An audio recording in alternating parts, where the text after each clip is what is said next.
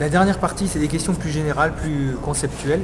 La première question, c'est expliquez-nous comment vous pouvez imaginer qu'un pays comme... alors, on connaît votre travail, vous êtes passé à Méridien Zéro, à ER, et vous avez démontré que la France a eu le mauvais rôle. Elle a perdu la guerre de la communication. Et comment vous pouvez expliquer qu'un homme comme, par exemple, Jean Carbonard, pardon, a pu aller aux 20 heures de son pays pour aller critiquer et dire de manière mensongère que la France commettait un génocide, et il est allé dire ça dans son propre pays en mentant sur son propre pays. Comment vous pouvez expliquer cette possibilité, comment ça a été rendu possible dans le dos des gouvernements français de Mitterrand? Parce que il travaille pour des intérêts autres que les intérêts français, c'est aussi simple que ça. Vous savez, même ici au Québec, on trouve des Québécois qui travaillent pour des intérêts autres que les intérêts du Québec. De la même manière, au Congo, on trouve des Congolais qui travaillent pour des intérêts autres que les intérêts du Congo et qui préféreraient peut-être faire l'affaire de ces intérêts qui oppriment le Congo que le bonheur des Congolais. Donc on trouve ces genres d'individus un peu partout. J'ai trouvé dans votre livre vraiment un épisode qui est presque drôle si ce n'était pas dramatique. J'ai appelé ça une espèce d'allégorie. C'est le moment où l'épisode, c'est le moment où le colonel français Jacques Hogarth est réveillé en pleine nuit parce qu'un officier de liaison états-unien est en train de fouiller son bureau. Tout à fait, parce que quand les Français débarquent au Rwanda dans le cadre de l'opération turquoise, ils veulent stabiliser la situation. Les Américains délèguent un officier qui s'appelle Bibit. Alors le monsieur arrive et il est sympa, mais en fait le monsieur essaie de comprendre ce que font les Français véritablement. Alors à un moment donné, Jacques Hogarth est dans sa chambre, je ne sais pas, dans sa couchette, et il est réveillé en pleine nuit par un légionnaire français qui lui dit viens voir, on a attrapé l'Américain en train de fouiller dans tes affaires. Et heureusement que l'officier ne gardait pas les documents les plus sensibles, il les gardait avec lui. Donc ça montre à quel point les affaires... Qu'est-ce qu'avait dit pour rire là, il a dit non, je cherchais un magazine parce que je n'arrivais pas à dormir. Donc ça montre à quel point les États-Unis étaient impliqués dans le drame rwandais et voyaient d'un très mauvais œil l'intervention de la France. C'est pour ça que j'ai appelé ça une allégorie, ça montre à quel point les États-Unis prennent la France pour des cons. Oui, mais effectivement, véritablement. Vous parlez de fixation anti-française chez Clinton, vous n'avez pas développé, mais ça c'est normal, mais vous parlez de fixation anti-française. C'est pas moi qui le dis, c'est Crocker, l'ancien responsable états-unien, qui a clairement dit que au sein de l'administration Clinton, il y avait des gens qui étaient farouchement contre la France et des gens pour qui la France n'avait plus à dominer de pans entiers les régions africaines. Oui, Roméo Dallaire pensait la même chose aussi. Roméo Dallaire le pensait aussi. Là j'ai une question, je vais utiliser un terme un petit peu, c'est le terme de satanisme, parce que c'est ce qui vraiment ressort chez les États-Unis, parce que non seulement ils sont cyniques, mais ils font pas le mal, c'est-à-dire ils créent le mal. Ils savent qu'il va y avoir un génocide, ils le tolèrent, peut-être même qu'ils le créent pour pouvoir prendre les richesses de la République démocratique du Congo. Ça, je veux dire, c'est quelque chose qui est quand même... C'est horrible de... Oui, mais c'est horrible. Mais si on a interrogé, pensons un peu l'histoire, ça passera, c'est normal. Vous savez, quand des gens ont exterminé des millions de gens en Amérique, que ne peuvent pas faire ces gens-là? Quand vous regardez dans le cas du Rwanda, c'est grave. Pourquoi? Parce qu'on pouvait stabiliser la situation. Il y avait une force des Nations Unies qui était là. Les casques bleus étaient là. Mais qu'est-ce que les États-Unis ont fait? Ils ont poussé à l'évacuation des casques bleus pour laisser la voie libre aux extrémistes Hutus, à la rébellion Tutsi, pour prendre le pouvoir. Mais quand Kagame prend le pouvoir, après ils disent, bon, écoutez, on doit envoyer notre force des Nations Unies là-bas pour stabiliser la situation. Une situation qu'on ne pouvait plus stabiliser puisque le gouvernement rwandais s'était effondré. L'opération turquoise avait pu stabiliser la situation. Mais après, on est venu pour consolider le pouvoir de celui qu'on avait placé à la tête du Rwanda. Parce qu'après, on va déléguer un officier de la DIA à l'époque, les renseignements militaires américains, qui va déléguer un officier pour stabiliser et consolider le pouvoir de Kagame pour la prochaine expédition militaire qui devrait être entreprise au Congo, au Zaïre. Vous avez parlé de Shoah africaine dans le dernier chapitre de votre livre, vous parlez de Shoah africaine par rapport donc à ce génocide.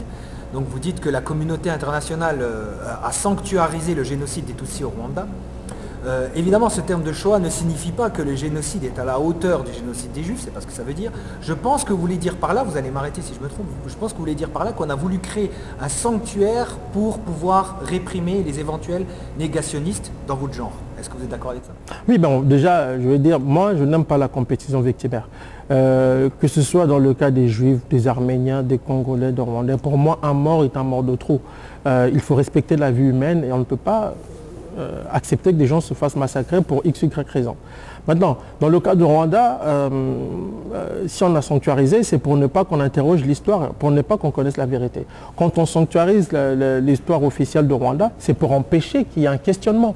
Parce que dès qu'il y a questionnement, le rôle des uns des autres va apparaître sous un nouveau jour. Et c'est ce qu'on veut empêcher. Donc aujourd'hui, on peut prendre par exemple le cas de l'histoire des Juifs et de l'Allemagne nazie. On sait par exemple qu'il y avait des intérêts juifs qui avaient soutenu l'Allemagne nazie. On sait qu'il y avait des grandes entreprises états-uniennes qui avaient soutenu la marche, l'entreprise de Hitler. Même les victoires de Hitler en Europe étaient célébrées ici à New York, à l'hôtel Historia. On le sait aujourd'hui. Mais il ne faut pas en parler. Pourquoi? Parce que si on en parle, on va remettre en question l'histoire officielle, mais surtout on va toucher à ces mêmes intérêts qui continuent à perpétuer des misères un peu partout à travers le monde. Parce qu'au fond, c'est ça. Il ne faut pas toucher, pointer du doigt les véritables maîtres des carnages, les architectes des carnages un peu partout à travers le monde depuis des siècles. Ce sont les mêmes individus. Alors, on impose une histoire officielle, on ne touche pas cette histoire officielle. Les concepteurs du chaos sont en paix dans leur coin et ils vont préparer d'autres chaos qu'on ne va pas questionner parce que l'histoire officielle, ce sont eux qui vont l'imposer à travers les médias et les institutions académiques. Est-ce que vous pouvez parler des liens entre Paul Kagame et Israël quand il a été invité, par exemple, il était au mémorial de la Shoah? Oui, il était au mémorial de la Shoah, il a été invité à l'anniversaire, à la célébration de la naissance d'État d'Israël. On l'a même comparé. Un ancien responsable du Mossad l'a même comparé à David Ben Gourion. Donc ça vous donne une idée. Dernière question. Ce qui en ressort vraiment, je l'ai déjà dit, c'est vraiment que c'est une guerre avant tout, une guerre de communication. Et là, vous êtes le grain de sable qui vient gêner cette communication. Elle est évidemment gagnée par les anglo-saxons et les israéliens, car ils maîtrisent tous les leviers justement de cette communication pour nous manipuler. Est-ce un bon résumé de la situation? Mais oui, en quelque sorte, et Kagame le dit très bien quand il prend le pouvoir. Il dit, nous avons mené la guerre de l'information mieux que quiconque. Nous avons trouvé une meilleure manière de faire les choses. C'est ce qu'il dit quand il gagne la guerre. Et les Français disent aussi qu'ils l'ont perdu. Oui, ça c'est le colonel Robardet qui me l'a dit. Il dit, notre mission était bonne, mais sur le plan d'information, nous avons été d'une nullité incroyable. C'est ce qu'il m'a dit. Le colonel Michel Robardet qui était au Rwanda durant les tragiques événements. Alors on termine avec le questionnaire du bonnet, c'est quelque chose d'intéressant avec vous, puisque vous êtes on peut dire un néo-québécois. Alors vous n'avez pas besoin d'argumenter, vous dites seulement, vous répondez aux questions très, très rapidement, sans avoir besoin d'argumenter ou de donner, d'expliquer pourquoi vous aimez ça. Alors quel est votre personnage historique québécois préféré? René Lévesque. Votre chanteur francophone préféré ou québécois? Ou congolais de langue française? Ah ouais, ben, c'est bon, francophone, vous voulez dire? Francophone. Il y en a beaucoup.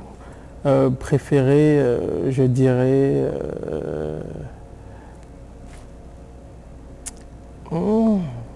c'est un peu compliqué, hein, parce qu'il y a... Chez nous, il y a... Vous savez, au Congo, il y a trop de bons chanteurs. Mais aujourd'hui, je dirais, il y a un groupe de jeunes Congolais qu'on appelle l'Opango Yabanka. Okay. Ils conscientisent beaucoup sur la situation au Congo. C'est bien, très bien. Votre acteur francophone, québécois ou francophone préféré? Acteur francophone préféré, Jean Reno. Jean Reno.